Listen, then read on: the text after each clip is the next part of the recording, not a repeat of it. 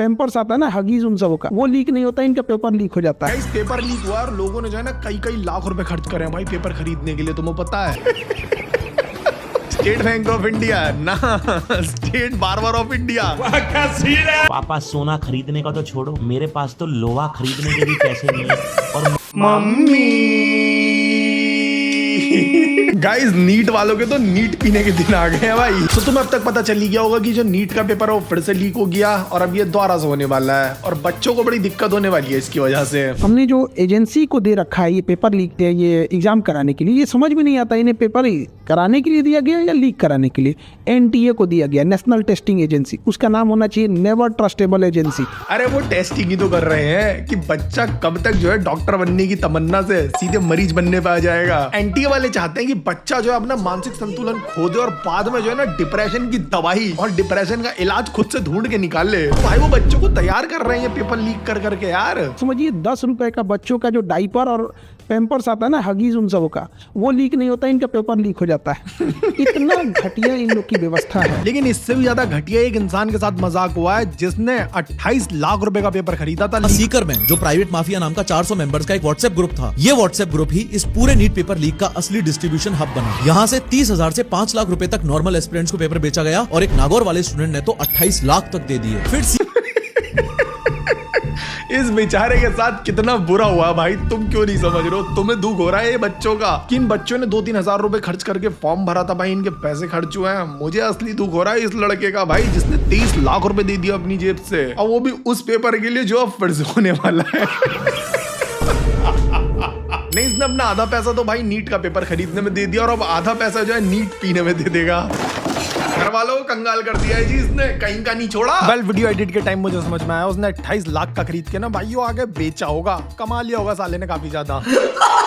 अगले दिन जब किसी ने वो लीक्ड पेपर कोचिंग टीचर से वेरीफाई करवाया तो पता चला 90 बायोलॉजी और 45 केमिस्ट्री के क्वेश्चंस एग्जैक्ट मैच हुए, पंक्चुएशन तक सेम। वो पहले उद्योग नगर पुलिस स्टेशन गया जहां से अफवाह मत फैलाओ बोल के भगा दिया गया। फिर उसने सीधा एनटीए को ईमेल किया, एनटीए ने आईबी को एस्केलेट किया, आईबी ने राजस्थान एसओजी को बताया और नीट पेपर लीक का भांडा फूटा। मतलब भाई एनटीए वालों को पता भी नहीं चल रहा इनका पेपर लीक हो गया है, वो भी जाके इन्हें लोग ही बता रहे हैं कि भाई तुम्हारा पेपर लीक हुआ है यार, कुछ कर दो। अभी तक जो है इस तरह के एग्जाम्स के लिए बच्चों को 2-3 अटेम्प्ट्स लग जाते थे पास करने के लिए, लेकिन अब जो है भाई हमारी गवर्नमेंट को भी लग रहे हैं सक्सेसफुली पेपर दिलवाने में बिना लीक करवाए। और ये जो सारे पेपर्स है ना भाई, ये पता कहां से लीक हो रहे हैं? टेलीग्राम से लीक हो रहे हैं। टेलीग्राम से भाई, मतलब भाइयों नीट के एग्जाम और एमएमएस में ज्यादा कुछ डिफरेंस बचा नहीं है, दोनों ही टेलीग्राम से लीक करे जा रहे हैं और इन दोनों चीज के अंदर ज्यादा कुछ अलग भी नहीं है, शुदाई जो है दोनों में हो रही है।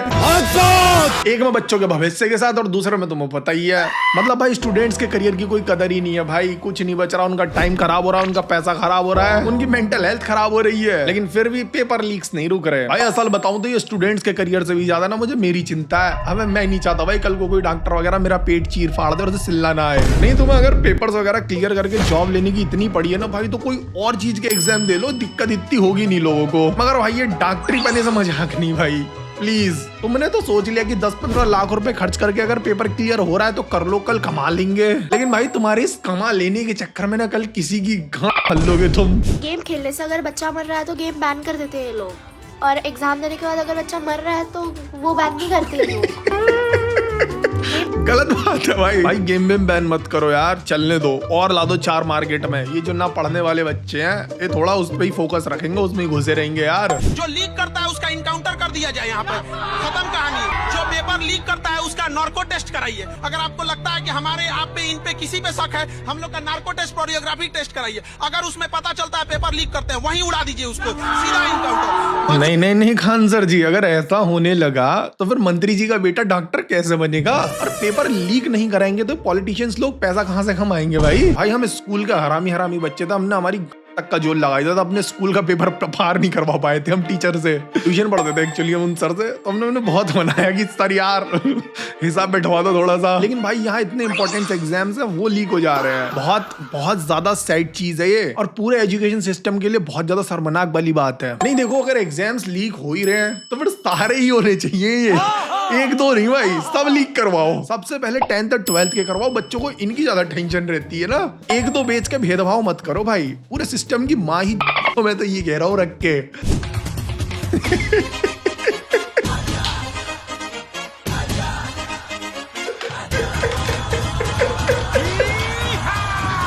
ये सारी भसड़ होती है भाई एग्जाम देने से जाने से पहले ना। तेरी शर्ट का बटन काट दिए जाएंगे, तेरे मोजे उतरवा लिए जाएंगे, हर चीज कर देंगे ये। तेरी नावी में अगर रुई भी फंसी हुई होगी ना कपड़े की, वो भी निकाल के रखवा लेंगे, लेकिन पेपर लीक करवाने से नहीं बचवा पाएंगे बस ये।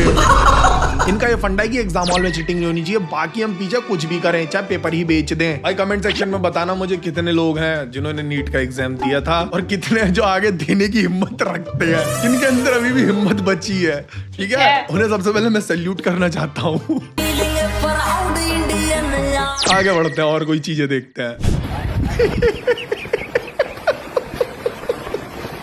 वाओ वाओ भाई देखो लॉजिक मैं तुम्हें समझाता हूँ। नाई जो है एटीएम से पैसे निकालने आया था, लेकिन उसका कार्ड काम नहीं करा, तो उनने सीधे अपनी कुर्सी डाली और कस्टमर की जेब से पैसे निकालने चालू कर दिए। पैसे तो निकालने हैं, कहीं से भी निकले चाहे। बाकी भाई ये बड़ी मजेदार चीज लग रही है मुझे।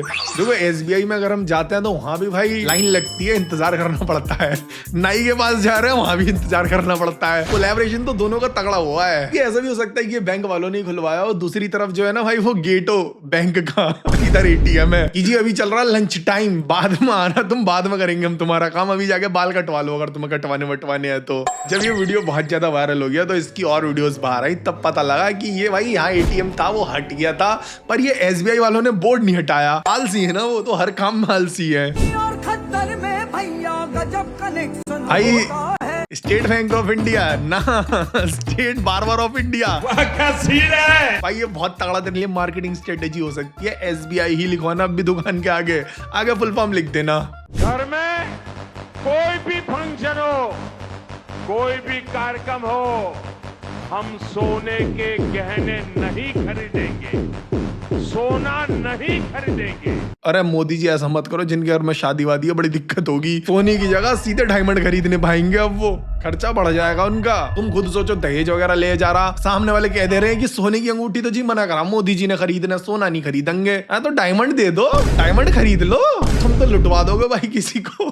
मोदी पापा आप सोना खरीदने के लिए मना कर रहे हो। पापा सोना खरीदने का तो छोड़ो, मेरे पास तो लोहा खरीदने के भी पैसे नहीं है, और मेरे पास तो छोड़ो। भाई पुनीत सुपरस्टार तो ढंग की बातें करने लगा सीधे, लगता है गू खाना छोड़ दिया इनने आजकल। मैं जीतू तोमर ग्वालियर का रहने वाला हूँ। ये मेरी गर्लफ्रेंड खुशी यादव ने, ये भी ग्वालियर की है। घटना दिखाई जा रही है ब्रेकिंग न्यूज पे कि मैंने इसका किडनैप किया है, ऐसा कुछ भी नहीं है। तो इस बीच में मैंने कल उसको मिलने के लिए आया था, तो मैं अपने साथ ले गया था। तो हम अपनी मर्जी से ही आए हैं और घर वालों को परेशान ना किया जाए। खुशी यादव, जीतू तोमर ने मुझे जबरदस्ती बिठाया था गाड़ी में। मैं अपनी मर्जी से नहीं गई थी, और जो उसके द्वारा डाली गई जो भी वीडियो है वो सारी फेक है, ऐसा कुछ नहीं हुआ था। उसने मेरे को डरा धमका के वीडियो बनवाई थी, और उसने ये बोला था कि अगर बोल नहीं सको कुछ तो लास्ट में हंस देना। एन मौके पे ये तस्वीर चुद गए गुरु भाई। असल में ना लड़के ने वादा कर रखा था कि मेरा नीट का एग्जाम क्लियर हो गया है, बाद में न्यूज आ गई री एग्जाम होगा, तो भाई धोखा तो मिलता ही। देख फिर जीतू तोमर, ये वीडियो देख के अपना आपा खो मत। सुनील पाल के 2-3 स्टैंड अप देखे थे। चाचा कहना कितना बुरा हुआ भाई के साथ, धोखा मिला भयंकर, जिंदा धोखा ब्रो। गया साला वो इसके प्यार में, इसे भगा के भी ले गया, ये भाग भी गई। अब बाद में भाई लड़की की गांड पे लात भी मार दी, बयान पलट दिए।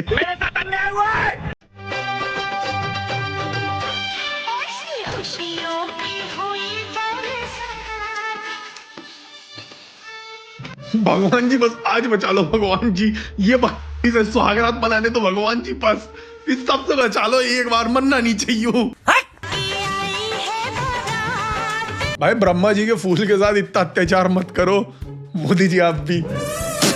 भाई यहाँ बैठ के घुमा रहा नीचे से, सिस्टम जो है ना वो मैनुअल है, ऑटोमेटिक नहीं है भाई। वो सब तो ठीक है, पर टावल क्यों है बड़े भाई, कफन का काम करेगी ना वो।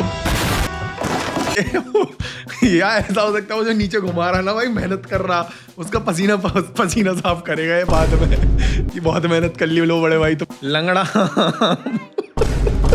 नहीं, लंगड़ा थोड़ा सा खट्टा होता है भाई, ये दशहरी का है एकदम मीठा। भाई इतनी डाइटिंग करके क्यों कमजोर होना इतना? नहीं, करण जौहर का जोर निकल गया, करण दिख रहा बस। ये चड्डी में डर्मीकूल डाल लिया, अब ऐसा लग रहा है कश्मीर आ गया हूँ। नहीं भाई अभी बहुत पीछे रह गए हो तुम। नवरत्न तेल, झंडू बाम, फिर उसके ऊपर पानी डालना भी बाकी है। कश्मीर से ना सीधे अंटार्कटिका पहुंच जाओगे। ट्राई करो जरा। ये कौन सा गाड़ी बनाया है भैया ये है देसी फॉर्च्यूनर। देसी फॉर्च्यूनर है। क्यों बनाया है देसी फॉर्च्यूनर? बस ये इनका एक्सीडेंट ना हो रोड पे। अच्छा। और ये सही तरीके से चले और एक साथ चले। एक साथ चले। ये भी नीट वाला है। पागल हो गया, आपा खो दिया इसने भी भाई। फॉर्च्यूनर नहीं है, डॉगच्यूनर। ऐसा फॉर्च्यूनर आज तक कोई नहीं बनाया है। बन ही नहीं पाएगा। आप ही बनाया है। बन ही नहीं पाएगा। इतना चूतिया काम बस मैं ही कर सकता हूँ। भाई ये थोड़ा इधर उधर भाग रहे ना टेढ़े, सीधे ऐसे चलेंगे नहीं है। सामने एक कुतिया भगा, तब तेज चलेंगे भाई ये। अगर बिहार की आईपीएल टीम होती तो क्या नाम होता?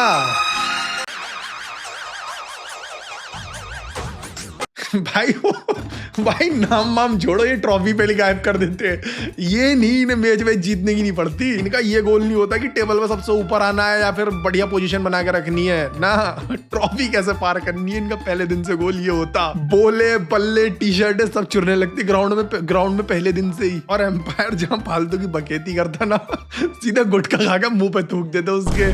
रॉयल बिहारी 300 की दिहाड़ी। गुटखा ब्लास्टर्स अंगेन घात्रम। भाई ये बस सेक्सी है। बुरचट्टा 11 दिहाड़ी राइडर। भाई मजाक सेट के जिस दिन भी उतरेगी ना बिहार की टीम, जीत के ही जाएगी भाई। पहला ही मैच जिगरा और जान नहीं देगी तुमने उनमें भाई। मजाक उड़ाने को तो हम आ जाते हैं सबसे पहले इनका। भाई मेरा सट्टा बिहार की टीम पे लगेगा जिस दिन बिहार की टीम उतर गई आईपीएल में। अभी आरसीबी है फेवरेट, लेकिन जिस दिन बिहार वाली उतरी वो बन जाएगी। बड़ी खबर आ रही है कोटा से, जहां एक नीट एस्पिरेंट एग्जाम कैंसिल होने पर वापस रद्दी वाले से अपने नोट्स खरीदने गया तो रद्दी वाले ने पेपर लीक करने वाले से भी ज्यादा पैसे मांग लिए। दरअसल एस्पिरेंट को लगा था कि अब तो एनटी अपनी गलतियों से सीख गया होगा और इस बार तो पक्का पेपर लीक नहीं होगा। इसी भरोसे उसने अपने नोट्स रद्दी वाले को बेच दिए। लेकिन इस साल भी पेपर लीक हो गया और जब वो रद्दी वाले से अपने ही नोट्स वापस खरीदने गया तो उसने इतनी कीमत मांग ली कि उसे लीक्ड पेपर खरीदना ज्यादा सस्ता लगने लगा। मत खरीद भाई, मत कर पैसे वेस्ट। तू खरीद के लेके जा रहा, पढ़ेगा, फिर से पेपर लीक हो गया तो नुकसान है ना भाई। भाई किताबें बेच देते हैं भाई बच्चे पेपर देने के बाद। भाई मैं उन्हीं बच्चों में से था। तुम खुद सोचो जो किताबें बेच के बैठे होंगे, उन्हें फिर से पेपर देना, उनका क्या हाल हो रहा होगा। आधे तो शर्म के मारे खरीदेंगे भी नहीं किताबें घर से पैसे मांगने के चक्कर में। भाई आज के लिए सिर्फ इतना ही। अगर वीडियो में किसी भी पॉइंट पे तुम्हें हंसी आई है, मजा आया, तो वीडियो जरूर लाइक करके जाना, एक कमेंट भी करते जाना जरूर। ऐसा करने से जो है मेरा वीडियो को पुश मिलेगा, ज्यादा लोगों तक ये पहुंचेगा। और तुम चाहते हो कि भाई मुझे ज्यादा लोग जाने, मेरी वीडियो ज्यादा लोग देखें, तो लाइक और कमेंट कर देना। ठीक है, मिलते हैं अगले वीडियो में। Bye bye.